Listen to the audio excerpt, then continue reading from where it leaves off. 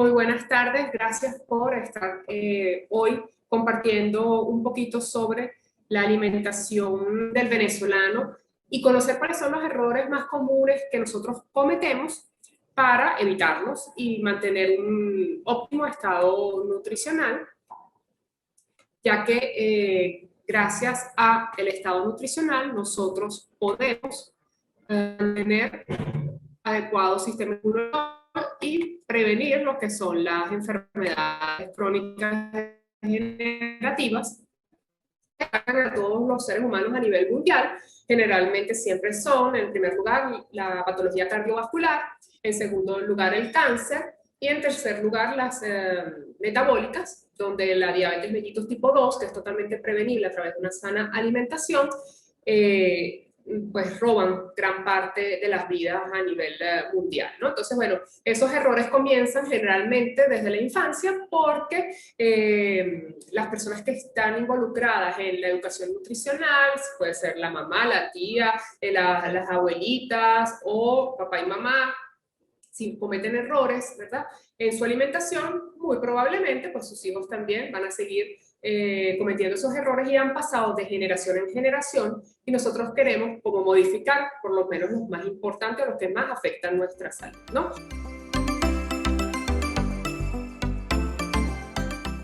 Bueno, Venezuela, como muchos otros países, basa su alimentación y sus gustos gastronómicos también por una coincidencia histórica. Nosotros tenemos dos grandes coincidencias históricas y gastronómicas, bueno, principalmente, ¿verdad?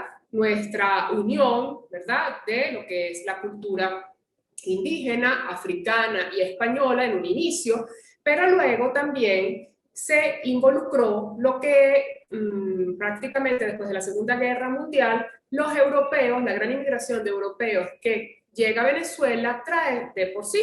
Un ejemplo muy clásico, el trigo. El trigo no es un cereal o un alimento base, digamos, para este continente. De hecho, todo el continente americano, desde el norte hasta el sur, es el maíz, el pilar del carbohidrato, por así decirlo. El trigo lo introduce el europeo. El consumo de pan, de bollería, de gran parte de la repostería, por supuesto, viene de la mano de españoles, italianos, portugueses. Entonces, todo eso va amalgamando y va cambiando la cultura gastronómica y también la forma de comer de un país. Entonces, bueno, nosotros tenemos culturalmente varias influencias y tenemos que saberlas manejar en forma adecuada a nivel nutricional. Por ejemplo, nosotros, nuestro plato típico es un sabroso pabellón. Nosotros, sí es verdad que no lo consumimos todos los días, pero si nosotros lo vamos a evaluar desde el punto de vista nutricional, es un plato desequilibrado. Entonces, es nuestra tradición, es nuestra historia, es muy sabroso, no lo vamos a negar, pero nutricionalmente es desequilibrado. Y así como el pabellón tiene ese desequilibrio en cuanto a los macronutrientes, también nuestra alimentación la basamos en el mismo principio. Básicamente consumimos más carbohidratos de los que necesitamos. Entonces, fíjense, cuando nosotros colocamos en el pabellón el arroz, esa es una fuente para nuestro organismo de carbohidratos.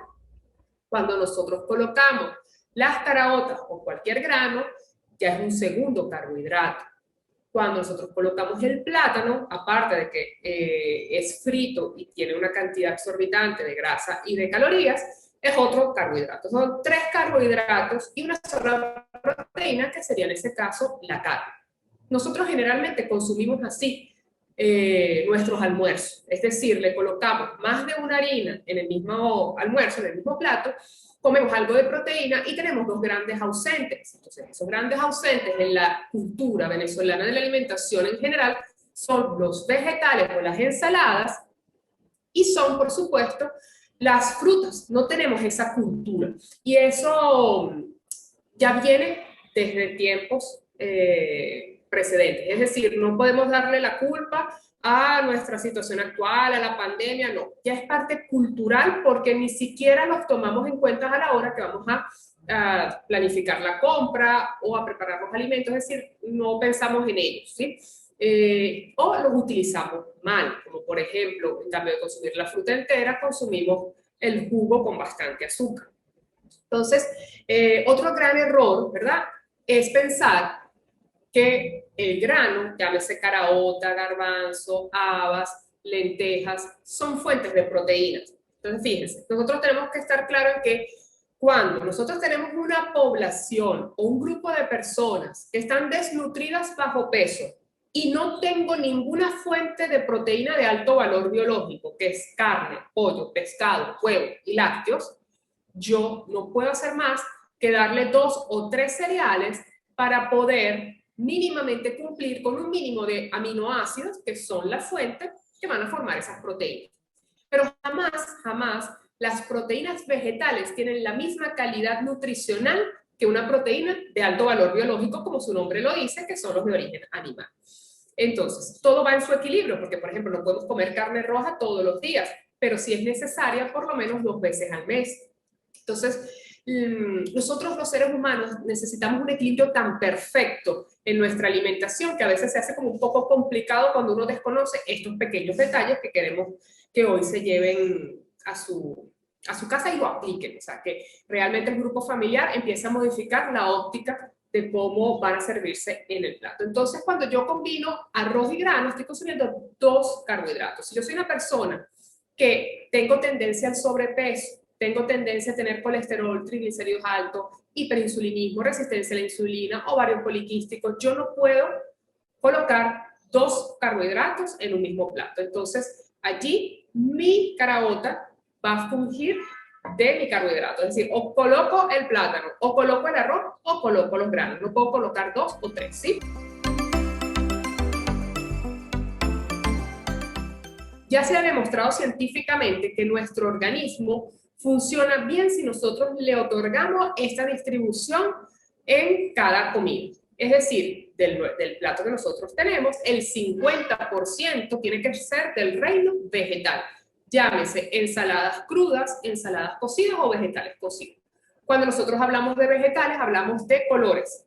¿Sí? Es fácil distinguir los vegetales porque generalmente tienen colores vivos: verde, rojo, amarillo, naranja, morado, ¿sí? No confundir los tubérculos, papa, ñame, ocumo, batata, como fuentes de vegetales. El plátano tampoco es un vegetal, es un carbohidrato. En la otra mitad del plato yo tengo que dividir en 2 para que un 25% esté o mi grano o mi carbohidrato, es decir, o mi arroz o mi pasta o plátano o el ocumo o la yuca. Y en el otro 25% esté mi proteína de alto valor biológico, que es carne, pollo, pescado, pavo, huevos. ¿Sí? Adecuada, es decir, tengo mis vegetales, tengo mi carbohidrato, que es la papa, y tengo mi proteína, que es la carne. Otro error común de nosotros los venezolanos es que no desayunamos, saltamos el desayuno. Eso es un muy mal hábito. La persona que salta el desayuno ya comienza muy mal su día. ¿Por qué? Bueno, porque ya ahí vas a tener un descontrol en los niveles hormonales, en las enzimas de la digestión, es decir, comienzas con el pie izquierdo. La comida principal es el desayuno y se ha demostrado científicamente que debe de realizarse media hora después de que la persona se levanta. Es decir, si te levantas a las 6 de la mañana, ya más tardar 6 y media, un cuarto para las 7, deberías estar desayunando. O por lo menos tener una primera toma de alimentos y luego puedes hacer una merienda si no tienes tiempo por el trabajo o se te complica por el traslado. Pero no puedes pasar desde la cena hasta el almuerzo sin comer. O desayunamos cosas inadecuadas, como son las bollerías o las frituras. Vemos cuántas calorías tiene nuestra gastronomía. Vemos que una empanada puede tener de 200 a 335 calorías dependiendo de su relleno y de la cantidad de grasa. Hay algunas que son un poquito más secas, hay otras que realmente hasta el papel en donde la envuelven queda todo teñido de grasa. Esa puede tener 300 o más calorías. Una arepa puede llevar 219, también depende el relleno. Un cachito de jamón puede llevar 222 calorías, un croissant en una panadería puede llevar 406 calorías, dependiendo también del tipo de masa, el tipo de grasa que se utilice y el relleno. Los pastelitos 267 y una cachapa 173. Entonces, ¿qué pasa? Ustedes dicen, bueno, ¿eso será mucho o poco? Bueno, consideren que un almuerzo debe de llevar entre 250 y 350 calorías. Si yo solamente en una empanada estoy consumiendo 335, ya me estoy, digamos, consumiendo las calorías de toda una comida. Y uno generalmente no consume solamente una empanada, puede ser que consumas dos, siempre hay una bebida que lo está acompañando. Entonces allí empieza el exceso de hoy, mañana y pasado mañana hace que tu porcentaje de grasa corporal se eleve a más de un 34% en la mujer, que es lo adecuado, o más de un 20% en el hombre, que es lo saludable, ¿no? También tendemos a utilizar mucho lo que son las frituras y la salsa, los aderezos, ¿sí? No tenemos la costumbre de utilizar el horno, el wok, el vapor, las vaporeras. Bueno, ahorita sí está más en la tendencia la freidora de aire, que me parece un instrumento bastante útil porque da a los alimentos esa sensación crujiente sin necesidad de utilizar fritura. Digamos, en un 80-90% es nuestra preparación favorita. De hecho, pues tanto las empanadas como los tequeños, como las papas fritas, todos nuestros tequeños o nuestros compartires son fritos, no son horneados. Si un tequeño va a tener 100 calorías y me como 5, que es como la ración estándar, ya me estoy comiendo 500 calorías. Si mi requerimiento diario es de 1500 calorías, ya me quedan 1000. Entonces, por supuesto que consumiendo este tipo de alimentos, no te digo ocasionalmente, pero frecuentemente, voy a excederme en las cantidades de calorías diarias y ahí voy a comenzar a tener problemas de sobrepeso, obesidad y también problemas de salud. Entonces nosotros tenemos que hacer esa distinción entre la parte botánica y la parte nutricional. Nosotros lo que nos importa es nutricionalmente este alimento, ¿qué me aporta a mí en su mayoría? Entonces la papa, la batata, la yuca, el humo, ellos me están aportando a mí carbohidratos, aunque nazcan de la tierra y yo crea que es un vegetal. Es totalmente distinto y la forma fácil de reconocerlos es por los colores. Entonces, lo que es plátano, papa, batata, ocumo chino, yuca, casabe y ñame son harinas, son carbohidratos. Mientras que los vegetales son generalmente de colores fuertes: berenjena, brócoli, coliflor, repollo, toda la familia de los coles, tomate, zanahoria, espinaca, acelgas, berro, espárragos, alcachofas, lechuga, pepino y pimentón. Este grupo generalmente en el plato o en la compra del venezolano es muy inexistente.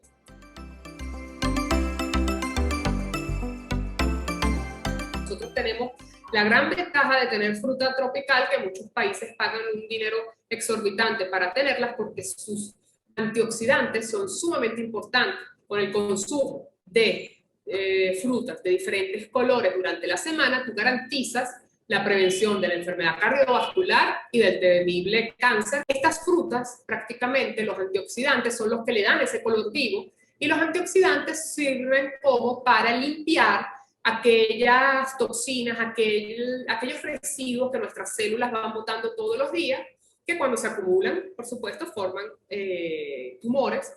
O también los antioxidantes van a reforzar aquellas células del sistema inmunológico en donde detectan cuando alguna célula se esté malignizando para poderla atacar, destruir y que no vaya a proliferar. Entonces, si nosotros no tenemos estos grandes soldaditos aquí, tenemos mayor riesgo, sobre todo si también tenemos una genética familiar.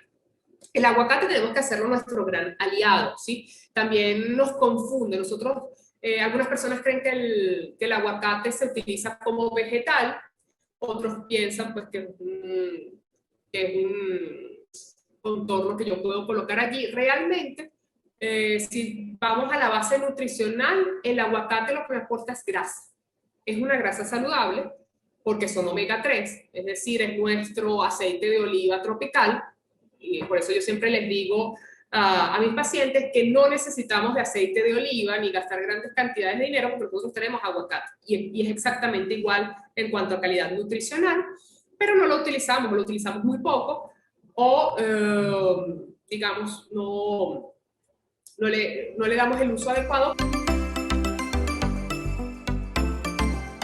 Lo de la leche, bueno, como les comenté, está ocasionando muchos problemas debido a la gran cantidad de antibióticos, de conservantes que no solamente están presentes en la leche, sino también en la carne. De hecho, a nivel mundial, la Organización Mundial de la Salud tuvo que dar una orientación mundial en donde la carne no se consuma más de una vez a la semana o 2 veces a la semana cuando son adolescentes o niños, ya que la gran cantidad de modificaciones que se le están haciendo al ganado ha hecho que la carne y la leche sean ahorita, hoy en día, alimentos potencialmente cancerígenos, ¿no? Entonces, que no sucedía hace, no sé, 20, 30, 40 años atrás. Entonces, generalmente lo que estamos buscando es que la persona se vaya más hacia el yogur y que entonces son los lácteos vegetales, ¿no?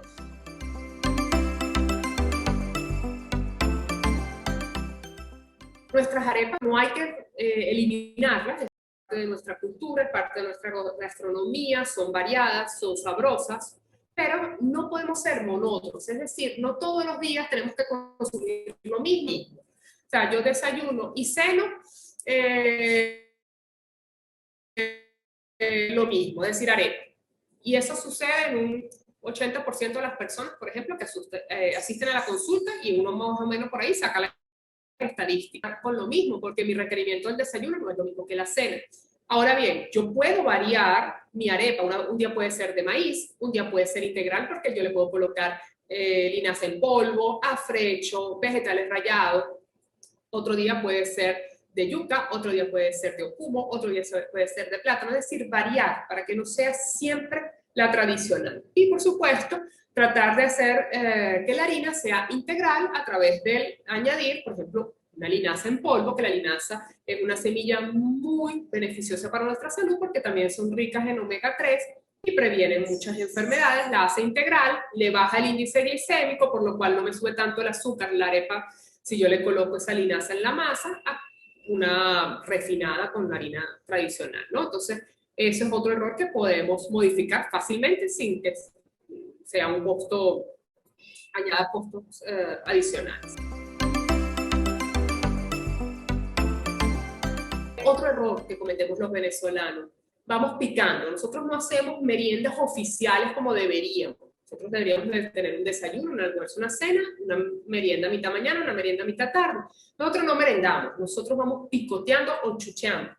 Pero generalmente o son cosas fritas, tipo papas fritas, o son dulces, o es chocolate, o es algo con azúcar, ¿no? Entonces, no está mal merendar, sí está mal lo que estamos merendando. Entonces, nosotros podemos tener todas estas versiones, pero más saludables. Existen en el mercado venezolano, por ejemplo, palitos de maíz que no tienen colorantes y que no tienen exceso de sodio, que son libres de gluten, por ejemplo. Tenemos la versión de chocolates amargos, en donde predominantemente tienen cacao, porque el cacao es un antioxidante importantísimo, importantísimo. No solamente previene la enfermedad cardiovascular y el cáncer, sino además previene enfermedades neurológicas como el Parkinson, el Alzheimer. Pero tiene que ser cacao, no puede ser el clásico chocolate de leche, que es el que, bueno, el más común que uno consume. Entonces, a veces es eso. Yo puedo merendar, ¿verdad? Mis frutas, yo puedo merendar yogur con fruta, yo puedo merendar una galleta de soda, es decir, no es lo mismo una galleta de soda que una galleta que es frita, ¿verdad? Hay otras marcas que son amarillas y que tú le pasas la mano y te quedan las manos llenas de grasa. Eso es porque son fritas. Las que son clásicas de soda son blancas, tú le pasas la mano por encima y no te quedan grasosas. Entonces, siempre hay una opción saludable dentro del mismo grupo de alimentos, ¿no? También somos muy golosos, consumimos por lo menos de 3 a 5 veces a la semana postres o dulces y, bueno, el refresco también está muy presente. Las bebidas oscuras, refresco, té comerciales, las maltas, y eso añade calorías y añade, digamos, cantidad de azúcar total que tú estás consumiendo en la semana. Esto se debe de dejar para ocasiones muy especiales, un cumpleaños, la Navidad, muy puntuales, pero no debería ser una bebida frecuente. Fíjense la cantidad de azúcar que contienen estas bebidas. Lo que pasa es que uno no lo nota porque como no lo ves como un postre o no te llena tampoco, es una bebida, no cuentas esas calorías, pero esas también, no solamente podemos contar las calorías de lo que comemos, sino también de lo que tomamos. Entonces, una Coca-Cola, por ejemplo, de 355 mililitros, te aporta 12 cucharadas de azúcar, cucharadas grandes, solamente en esa latica. Es exorbitante la cantidad. La otra que es más alta que el refresco son los jugos comerciales de fruta, que no son realmente fruta natural, es pulpa con azúcar y conservante, y los té comerciales. Los té comerciales son los más cargados de azúcar. Las personas creen que es el refresco, pero no, los té comerciales son tremendos. De hecho, la tendencia ahora es que la persona se prepare su té de bolsita o sus infusiones del sabor que le agrade, puede darle un toque con el edulcorante y se prepara su bebida como si fuese té comercial, pero mucho menos dañino, ¿no? Excedemos también mucho en el colesterol. ¿Okay? Recordemos que el colesterol está presente siempre en los alimentos de origen animal, no está en el reino vegetal, ¿sí? Eso es importante recordarse. Entonces, ¿en dónde está? En la leche completa y todo lo que esté hecho con leche completa. Entonces, los quesos, entre más amarillo sea un queso, más colesterol tiene, por supuesto. Entre más grasa tenga la leche, peor. Igual el yogur, igual los postres, porque ¿qué pasa? Los postres tienen una gran cantidad de colesterol, ya que en el postre tú colocas leche, colocas, ¿verdad? Lo que es la margarina o la mantequilla, a veces se utilizan manteca. Entonces, allí el postre tiene como una combinación inmensa de calorías y de grasa, dependiendo también el postre, las cremas. Muchas veces las cremas blancas que se utilizan para las ensaladas o las pastas tienen un exceso de grasa, ¿no? Digamos, la medicina a nivel mundial nos está diciendo cada vez más que nuestro intestino es un órgano sumamente importante, no es un órgano solamente excretor, es un órgano en donde existe algo que se llama microbiota, que es como una mini fábrica, pues es como independiente, y allí es donde está alojado principalmente todas nuestras funciones del sistema inmunológico. Entonces, mientras pensamos que nuestro sistema inmunológico es solamente los glóbulos blancos de la sangre, no, resulta ser que nuestro intestino tiene la principal barrera de defensa. Si nuestro intestino no lo cuidamos, está dañado, no tiene una buena salud, por supuesto nuestro sistema inmunológico es precario.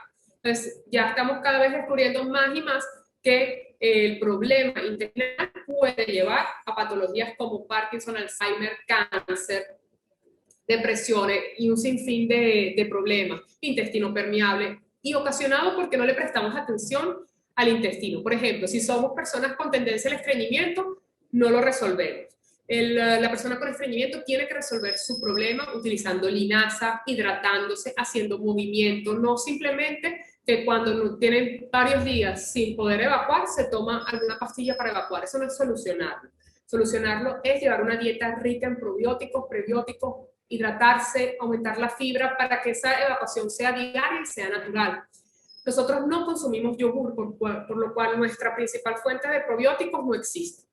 En el 100% de las personas entrevistadas en los últimos 4 o 5 años, ninguna persona consume yogur en Venezuela. O sea, por los altos costos o por otros motivos, pero se dejó de consumir yogur y por supuesto que allí no hay. Sí hay un producto nuevo que es la kombucha, no sé si lo han oído hablar, es un hongo, la kombucha es un hongo muy probiótico y que se utiliza generalmente en las personas que tienen alergias o intolerancias a la lactosa y no pueden consumir el yogur, pero necesitan cuidar su salud intestinal.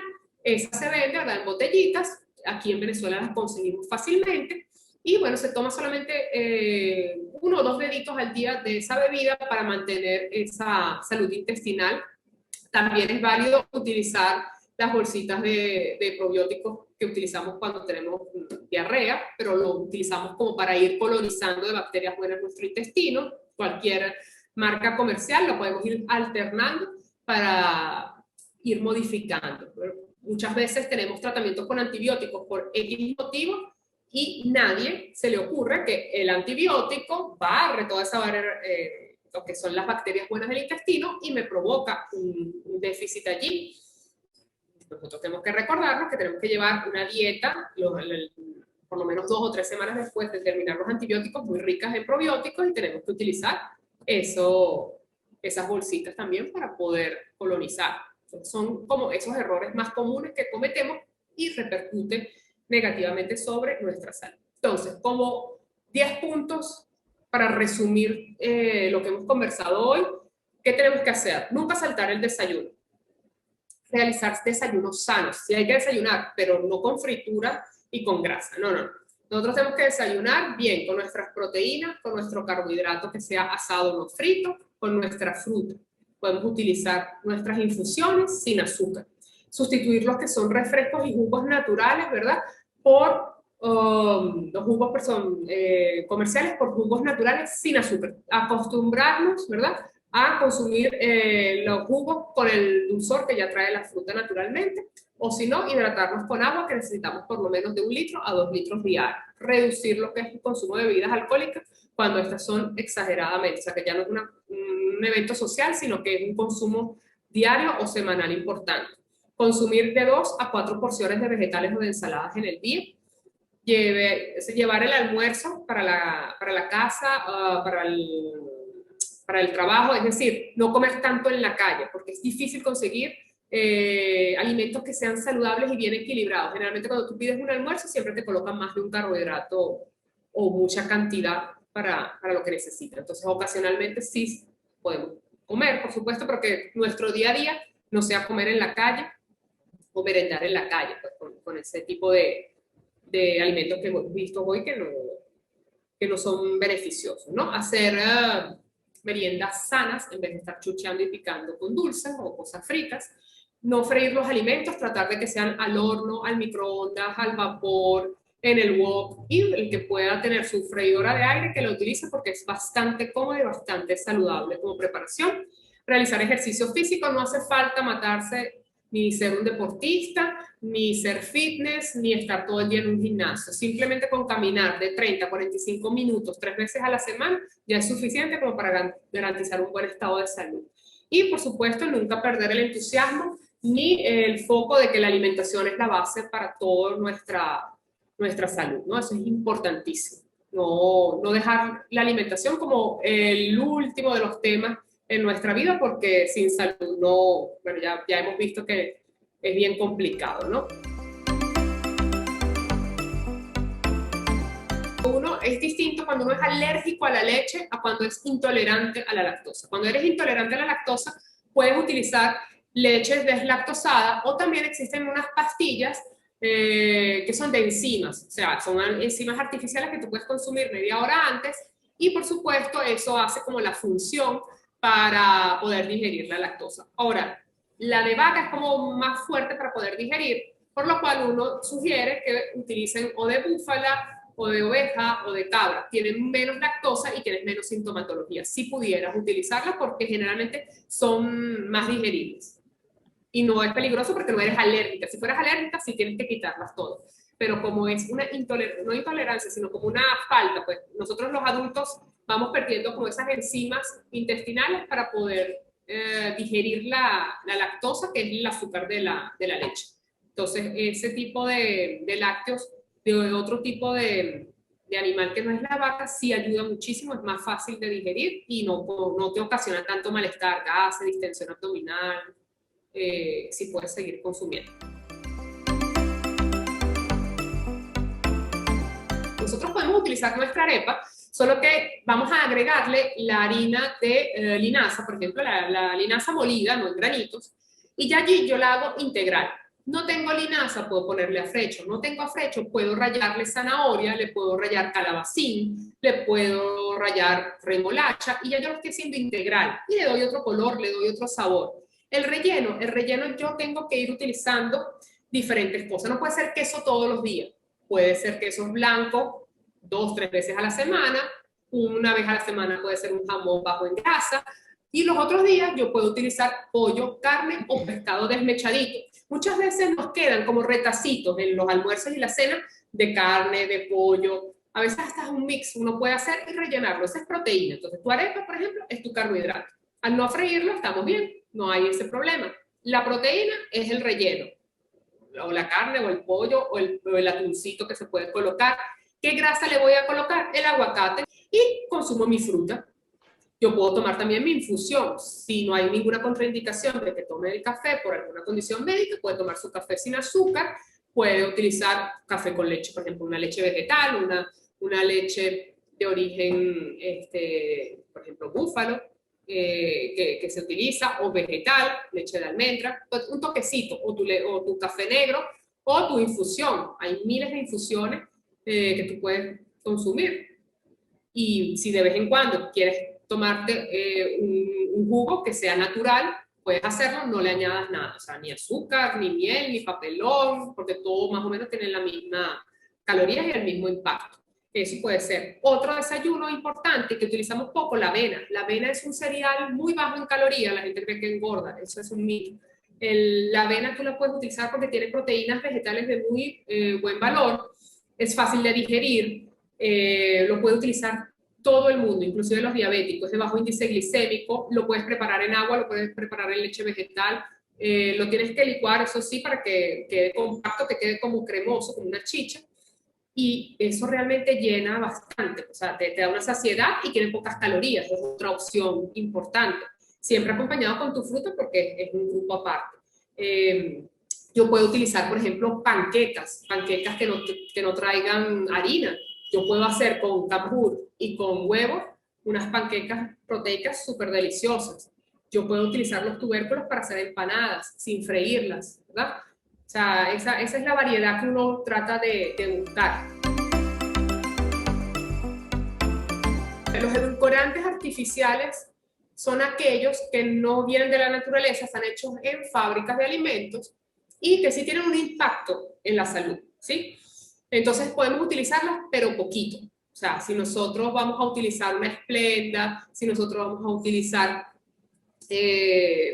hermesetas, cualquiera de estas que son artificiales, yo puedo utilizar solamente como dosis segura un sobrecito al día. Esa es la dosis segura. Lo que pasa es que nosotros exageramos y le ponemos una bolsita a cada cosa, una bolsita al café, una bolsita al té, 2 bolsitas al jugo, entonces no, la dosis segura del edulcorante, sea cual sea, es una bolsita o 5 goticas al día.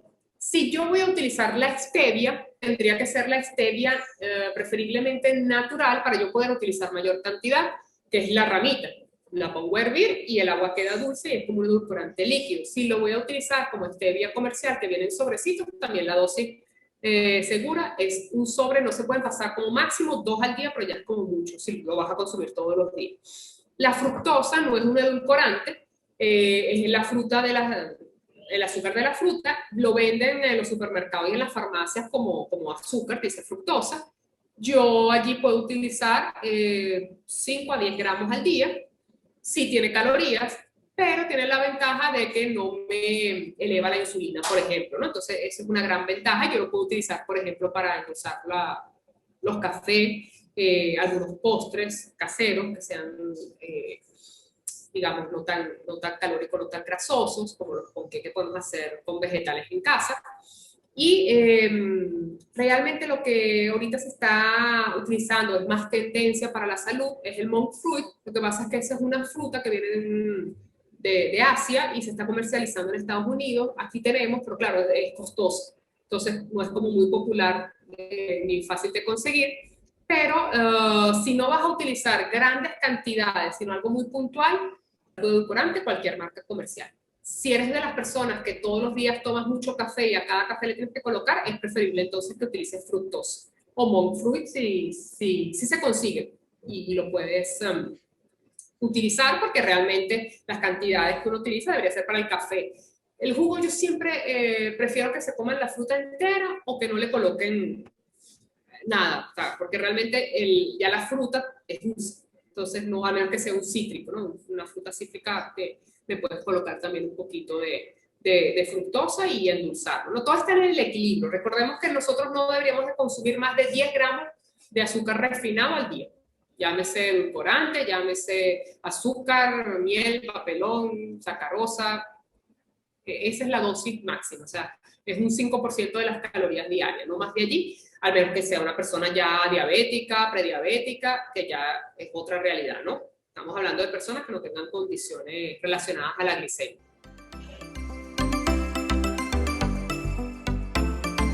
Los vegetales son un grupo de por sí, ¿no? No son en grupos de carbohidratos, porque sí, o sea, fíjense, cuando nosotros hablamos de grupos es porque en su 80-90% aportan eso. Por ejemplo, el arroz tiene proteínas, pero las proteínas son tan mínimas que eso nunca me va a valer como proteínas como tal. Entonces yo clasifico los alimentos por su aporte, o sea, qué es lo que más me aporta, ¿no? El vegetal sí tiene carbohidratos, pero es muy poquito, igual que las calorías, o sea, las calorías en promedio de un vegetal no pasan, 100 gramos no pasan de 20 calorías, son sumamente bajos en calorías, porque su función principal es protectora. Ellos son los que, cuando uno está en primaria, le enseñan los alimentos protectores. Bueno, ellos son, las frutas y los vegetales, porque son una función más médica que de energía. Ellos sí te van a aportar carbohidratos, pero es una cantidad mínima. O sea, no pudieras vivir solamente con vegetal, vas a necesitar tu carbohidrato. O sea, todo el cuerpo necesita de los 4 grupos de alimentos necesariamente. No puedes, para vivir saludable, no puedes quitar ninguno de ellos. Entonces, el vegetal lo que a ti te va a aportar son las vitaminas, los minerales, los antioxidantes que no tiene otro grupo. Eso no lo tiene ni la carne, ni el pollo, ni el pescado, ni el arroz, ni la pasta, ni los tubérculos, porque solamente lo tienen ellos, por eso tienen ese color tan vivo. Y también te aporta la fibra, y la fibra es sumamente importante, porque te garantiza una buena digestión y una buena salud intestinal. Es imposible decir que estás saludable si no consumes frutas y vegetales. Fíjate que hay una gran variedad y nadie te puede decir, no, a juro hay que consumir este vegetal o esta fruta. No, solamente que hay que consumir de 3 a 5 frutas al diario y de 2 a 4 porciones de vegetales o ensalada. Eso es lo importante, no importa cuál, pero que sí estén presentes.